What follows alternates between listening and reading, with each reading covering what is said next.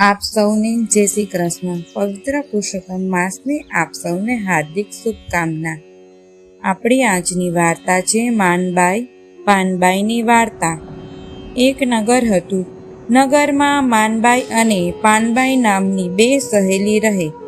એવામાં અધિક માસ આવ્યો. પાનબાઈ માનબાઈને કહે, બહેન, કાલથી અધિક માસ બેસે છે, એટલે આવા પાવન પવિત્ર પુરુષોત્તમ માસનું વ્રત કરીએ. અધિક માસ આખોય વહેલા ઉઠી નદીએ નાહવા જઈશું, કાંઠા ગોરમાની પૂજા કરીશું, ભગવાનના ગીતડા ગાઈશું અને એકટાણા કરીશું. માટે તું પણ મારી સાથે અધિક માસ નહાવાનું નેમ લે. ખૂબ આનંદ થશે, વળી ભગવાનની આપણા ઉપર કૃપા થશે. માનબાઈ કહે, બહુ સારું, સવારે તને કહીશ. પાનબાઈ તો હરખાતી ઘરે ગઈ. માનબાઈ મનમાં બબડી ભગડતી ના હોય મોટી, એ વળી શું, રોજ સવારના વહેલા ઉઠવાનું ને નદીમાં નહાવાનું, પૂજા કરવાના, જતીન કરવાના, ને વળી અમથું અગડમ બગડમ બ્રાહ્મણ બોલે એટલે પૈસો આપવાનો, એવું વળી કોણે કીધું?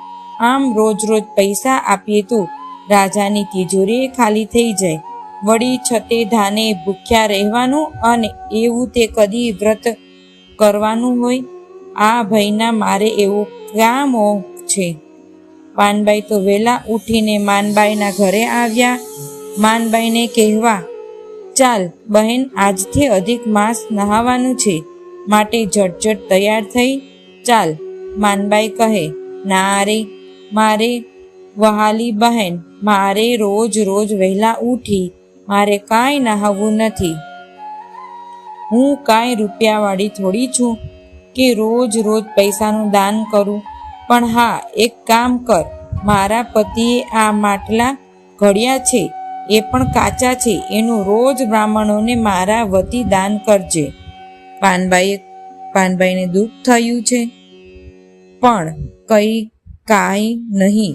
ઘડાનું દાન પણ શ્રેષ્ઠ દાન ગણાય છે. એટલે એક ઘડો લઈ પાનબાઈ ચાલ્યા નદીએ નહાવા. સ્નાન કરી કાંઠા ગોરમાની પૂજા કરીને બ્રાહ્મણને દક્ષિણા આપી છે. પછી પાનબાઈએ આપેલો ઘડો પણ દક્ષિણા રૂપે આપ્યો. બ્રાહ્મણ ઘડો લઈ એક બાજુ મૂકવા જાય છે, ત્યાં જ ઘડો જરા ટકરાય છે અને ફૂટી જાય છે. ઘરે જઈ પાનબાઈ માનબાઈને કહે, નદીએ સ્નાન કરી તારો ઘડો બ્રાહ્મણને આપ્યો ને મૂકતા જ ફૂટી ગયો. સાંભળતા જ માનબાઈ કહે, બુન, એના ભાગ્યમાં નહીં હોય તે ફૂટી ગયો, એમાં માનબાઈ શું કરે? આમ 30 દિવસ પાનબાઈ શ્રદ્ધા અને ભક્તિથી અધિક માસ નહાય છે, એકટાણા કરે છે, કાંઠા ગોરમાની પૂજા કરે છે, માનબાઈના ઘડાનુંય રોજ દાન કરે છે. આમ અધિક માસ પૂરો થાય, પાનબાઈએ ઉજવણું કરવાનું નક્કી કર્યું. નોતરા દેવા નીકળ્યા છે.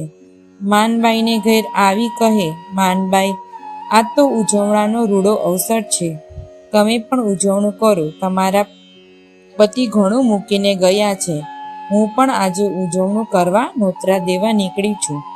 પ્રભુનો પ્રસાદ લેવા આવજો. આમ કહી પાનબાઈ ગયા. પછી માનબાઈ એકલી બબડવા લાગી. પતિ મૂકીને ગયો હોય તો શું થયું? લૂંટાવી દેવાનો હોય? બ્રાહ્મણો તો ખાઈને પેટ હાથ ફેરવે ને ઘરે જતા રહે, પણ એમનું ધન આપણું વપરાઈ જાય. ઘડપણમાં આપણી સામે કોણ જોવાનું છે?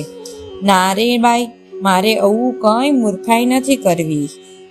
આમ પાનબાઈએ તો સંતપ પ્રમાણે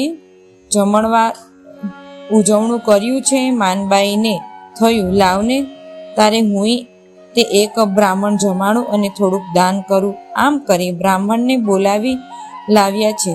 પણ પોતાના પતિના વખતનો એક મરિયલ ગધેડો મરવાને વાકે જીવતો હતો, એને લઈ આવી. બ્રાહ્મણને કહે, લ્યો મહારાજ, પૂજા કરી મને સંકલ્પ લેવડાવો.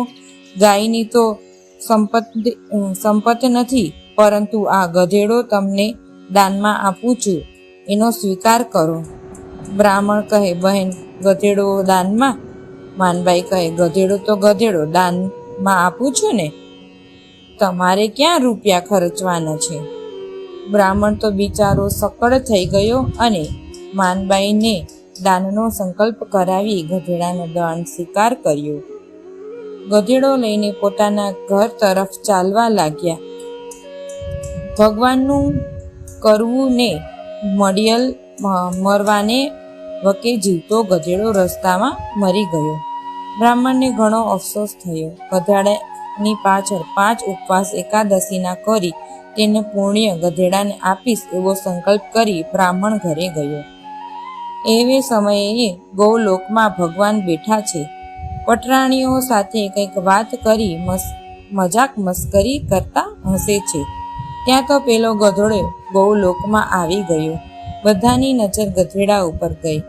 કહે, અરે રે, આ ગધેડો ગૌલોકમાં ક્યાંથી? કાઢો આને, ભગાડો અહીંથી. ભગવાન કહે, રહેવા દેવ.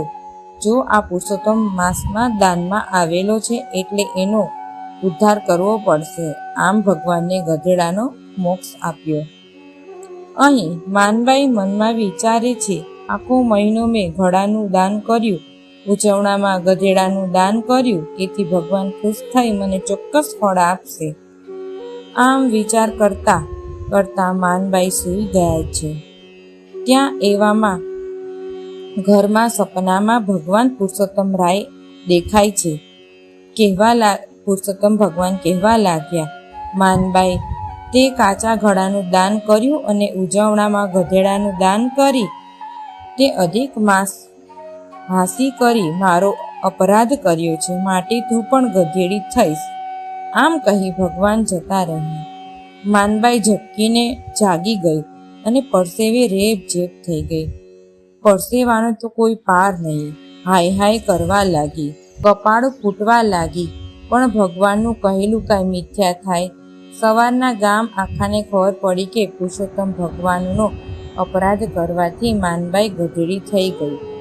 ડાહ્યા માણસો કહેવા લાગ્યા, માણસનો માણસ અપરાધ કરે તો કદાચ માફ થાય, પણ આ તો દેવનો અપરાધ, દેવનો ક્રોધ ભોગવવો જ પડે. કહ્યું છે ને કે જેવું કરો તેવું ભરો, એ ભાવના ભૂલશો નહીં. આમ માનબાઈ ગધેડી થઈ ગઈ. જ્યાં ત્યાં હાડ્યા થઈ મૃત્યુ પામી. અંતે તેનો નર્કમાં વાસ થયો. હે ભગવાન પુરુષોત્તમ